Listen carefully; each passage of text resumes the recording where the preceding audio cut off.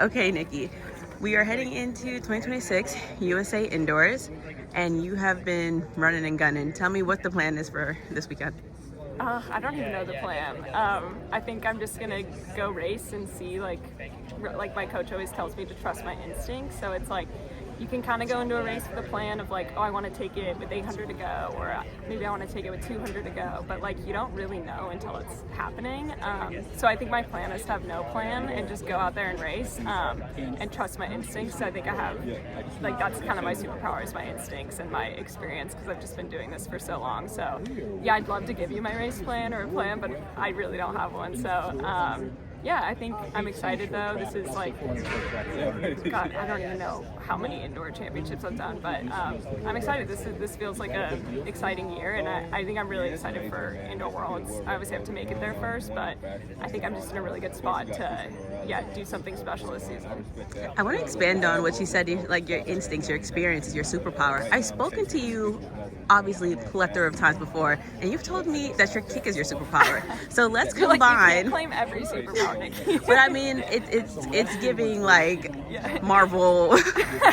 So with that being said, let's talk about these superpowers combined. And I know you don't have a plan per se, but it seems like this is one of like, I'd argue one of your best indoor seasons so far with no plan and those combined superpowers. So talk to me about the experience, maybe just from last year, and how you think that's implementing into your no plan superpowers at indoor season. Yeah, I think it's coming up on exactly a year that I started working with my coach Julie Benson, and I think she's really instilled that trust your instincts, and you can't really even go into any race with a plan. And I've really just kind of leaned into that more than ever.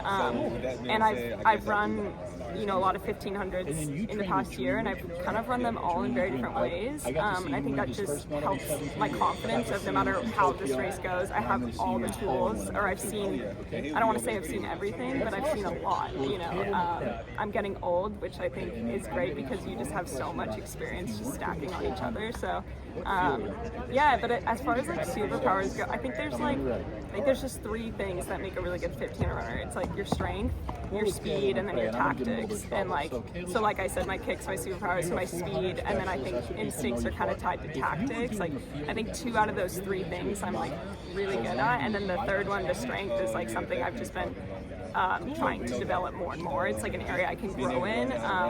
So yeah, I don't know. I think if any athlete in the 1500 has like those 3 qualities, they're going to be pretty dangerous. So I'm just always trying to learn and grow, and like where can I get better in all 3 of those areas.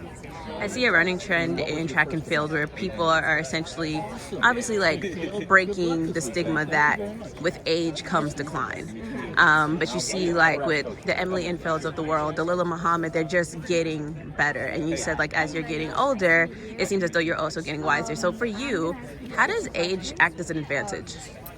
Yeah, I mean, like I said, your experience, you've seen it all, and then with that third piece I was talking about strength, like you really just have, in order to develop strength, it's just years and years of being healthy and doing these long threshold workouts. And it's like in my event, like Emily Infield's a great example, but in my event too, there's Faith Kipyegon, she's a year older than me.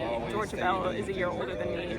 And I'm 31, so they're like 32ish. It's like, and we're all in like, none of us are slowing down anytime soon. We're all like, have run our PRs within the past year. So it's really cool to have that representation of like, oh yeah, when you're in your 30s, even like mid 30s, like that's when you can like start to unlock greatness. And I think that's just like really important like for the younger generation to see of like, sometimes it just takes like 9 or 10 years to get there. And like, I think of my Millrose win, like I've been trying to win that race since 2018, like, and then to win it in 2026, it's like, yeah, that's the like journey. It sometimes just takes that long. So I think it's awesome how many athletes in the sport are getting older but also getting faster. It's really special to see. And then finally, before I let you go, you're saying there hasn't been a race that you've ran the same time every single time, and I know you run to win and it probably looks different every time. Can you just talk to me about your adaptability skills?